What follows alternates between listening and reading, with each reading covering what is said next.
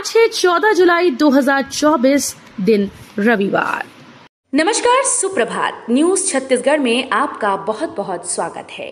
इससे पहले आप छत्तीसगढ़ के कौन से जिले से न्यूज को देख रहे हैं, कमेंट में हमें जरूर बताइए। साथ ही डेली अपडेट रहने के लिए चैनल को सब्सक्राइब जरूर करें। छत्तीसगढ़ की नई औद्योगिक नीति में स्टार्टअप पर बढ़ेगी अनुदान की छूट।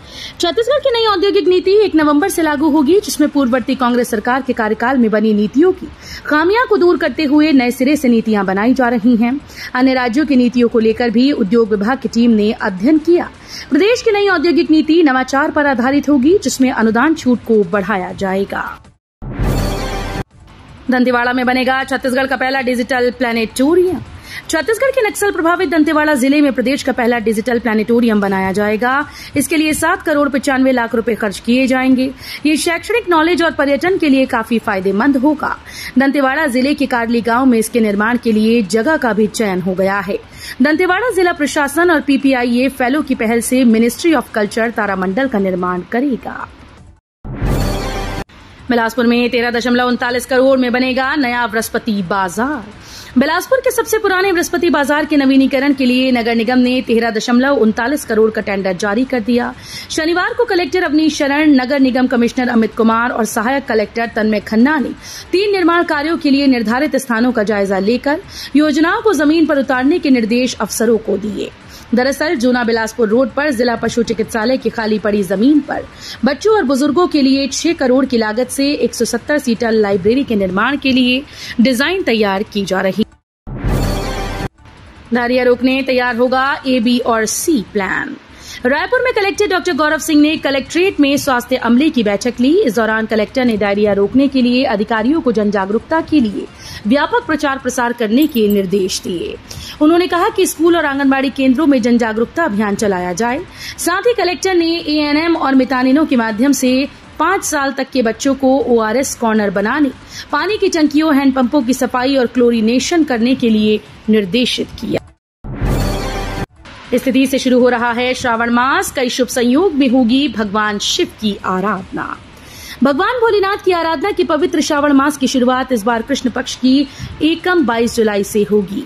इस दिन सोमवार है। श्रावण का समापन श्रावण शुक्ल पक्ष पूर्णिमा 19 अगस्त को होगा। इस दिन भी सोमवार रहेगा। श्रावण मास 29 दिन का रहेगा, जिसमें कृष्ण पक्ष 14 दिन और शुक्ल पक्ष के 15 दिन होंगे।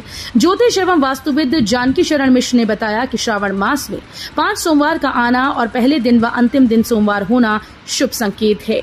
यही नहीं, श्रावण कृष्ण पक्ष का प्रारंभ सोमवार से और श्रावण शुक्ल पक्ष का प्रारंभ भी सोमवार से ही होगा। छत्तीसगढ़ में भारी बारिश का ऑरेंज अलर्ट, इन जिलों में चेतावनी। छत्तीसगढ़ के कुछ हिस्सों में हल्की से मध्यम बारिश के साथ ही कुछ स्थानों पर भारी बारिश हुई। मौसम विभाग ने अगले 48 घंटे के दौरान छत्तीसगढ़ के विभिन्न हिस्सों में भारी बारिश का ऑरेंज अलर्ट जारी किया। मौसम विभाग का कहना है कि छत्तीसगढ़ में अगले 5 दिनों तक बारिश की गतिविधियां बढ़ेंगी। मौसम विभाग का कहना है कि छत्तीसगढ़ में 17 जुलाई तक मौसम खराब रहेगा। बेरोजगारों के लिए नौकरी ही नौकरी, 8वीं पास को भी मिलेगा मौका।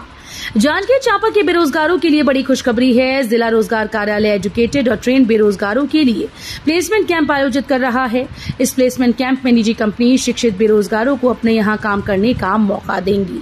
आपको बता दें कि जिला प्रशासन जांजगीर चांपा और रोजगार कार्यालय जांजगीर चांपा मिलकर इस प्लेसमेंट कैंप का आयोजन करवा रहे हैं।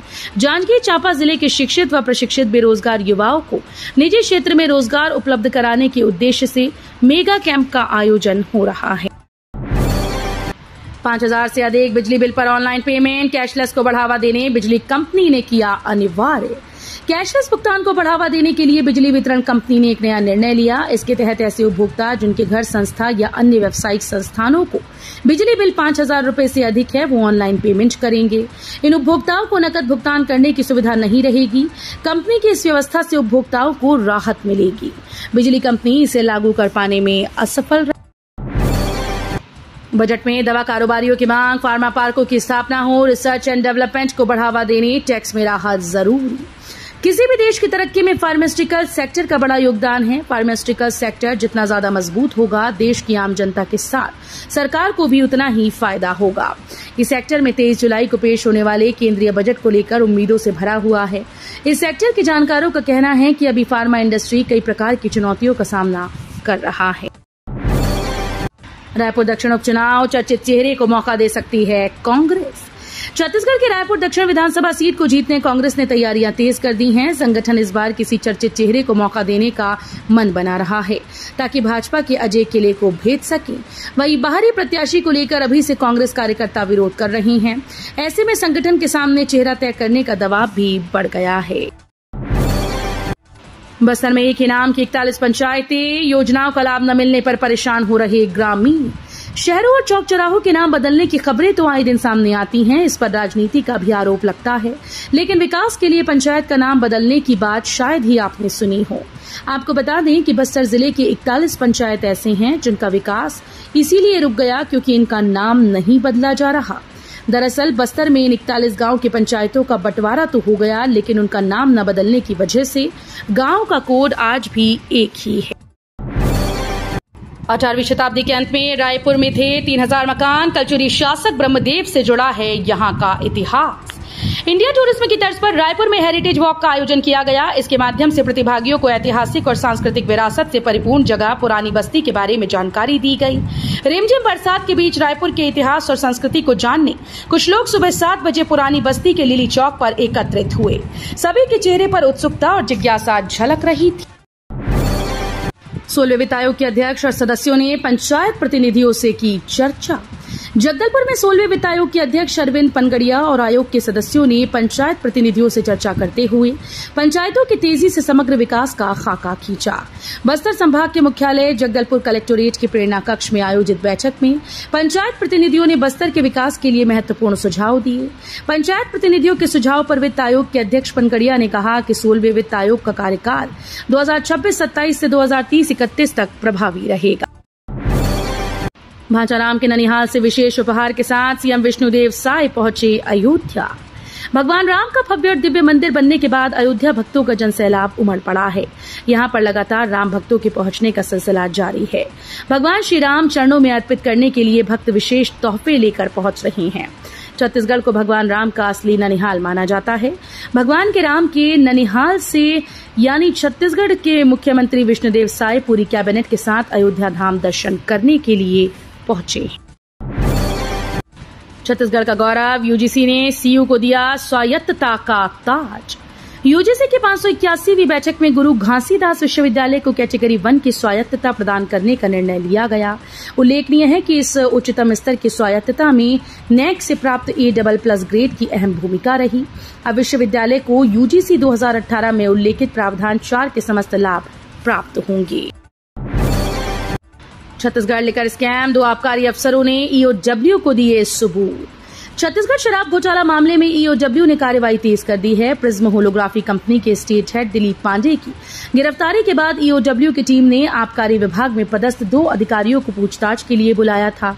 इन अफसरों से 3 घंटे तक पूछताछ हुई और 5 पेज का बयान लिखित में लिया गया। इसमें आबकारी अधिकारियों ने सिंडिकेट की मदद करने वाले और सिंडिकेट के हर काम में शामिल कुछ अफसरों के खिलाफ सबूत दिए। 10 लाख करोड़ जाएगा छत्तीसगढ़ का बजट, उद्यमियों और कंपनीज की होगी बड़ी हिस्सेदारी।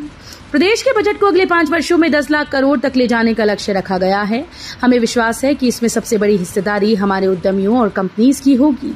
ये बात वाणिज्य और उद्योग मंत्री लखनलाल देवांगन ने राजधानी के एक निजी होटल में आयोजित नेशनल स्टॉक एक्सचेंज सेमिनार में कही। उन्होंने कहा कि प्रदेश की नई औद्योगिक नीति 1 नवंबर से लागू होगी। एनजीटी के प्रतिबंध के बाद भी यहां जारी है रेत का अवैध खनन। एनजीटी के प्रतिबंध के बावजूद मानसून काल में भी सूरजपुर जिले में रेत का अवैध उत्खनन व परिवहन जारी है। अवैध रेत परिवहन के खिलाफ कार्यवाही के लिए कलेक्टर के निर्देश के बाद शुक्रवार को खनिज अमले ने अवैध रूप से रेत परिवहन में लगे जयनगर थाना क्षेत्र से 6 वाहन को पकड़ा। खनिज विभाग की टीम ने वाहनों को जयनगर पुलिस की अभिरक्षा में सौंप दिया। सभी जब्त वाहनों के प्रकरण तैयार कर कलेक्टर के समक्ष पेश करने की बात कही गई। रायगढ़ के जंगल से 85 लीटर महुआ शराब जब्त। 1.5 किलोमीटर पैदल चलकर पहाड़ पर पहुंचा आबकारी अमला। रायगढ़ जंगल के पूंजीपत्रा थाना क्षेत्र के जंगल में अवैध महुआ शराब बनाई जा रही थी। तभी आबकारी अमला मौके पर पहुंचा, पर शराब तस्कर भाग निकले। मौके पर 85 लीटर अवैध महुआ शराब के साथ ही 500 किलो महुआ जब्त किया गया। जानकारी के मुताबिक ग्राम भुईकुर्री क्षेत्र के जंगल में व्रत घरघोड़ा प्रभारी आबकारी उप निरीक्षक के साथ टीम ने दबिश दी तो यहां 2 हाथ भट्टी में महुआ शराब बन रही थी। नक्सली संगठन ने जारी किया प्रेस नोट, 70 से अधिक निर्दोष ग्रामीणों को जेल भेजने का लगाया आरोप।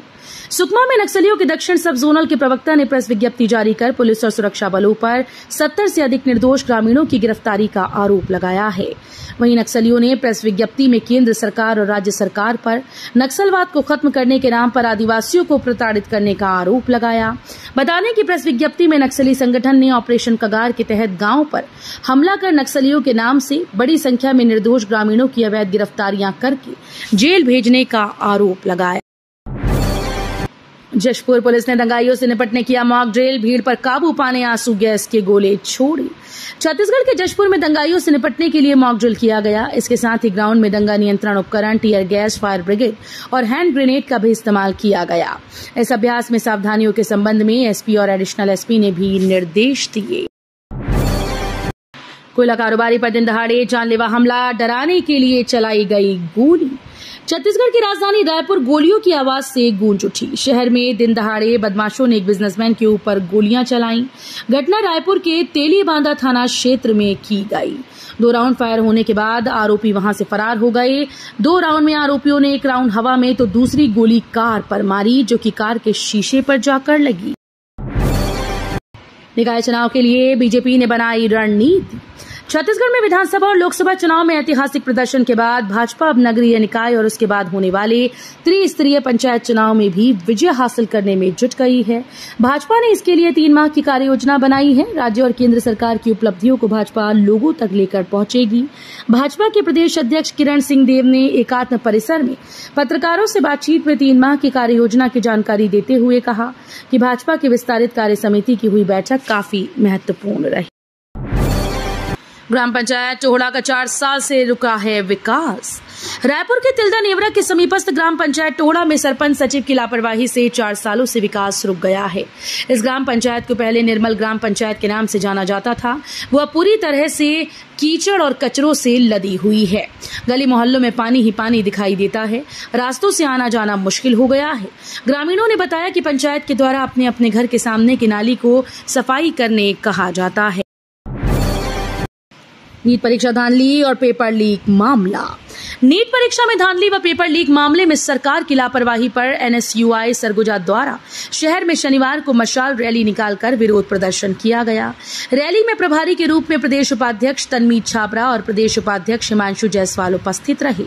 दोनों के नेतृत्व में राजीव भवन से मशाल जुलूस निकालकर स्थानीय घड़ी चौक में समापन किया गया।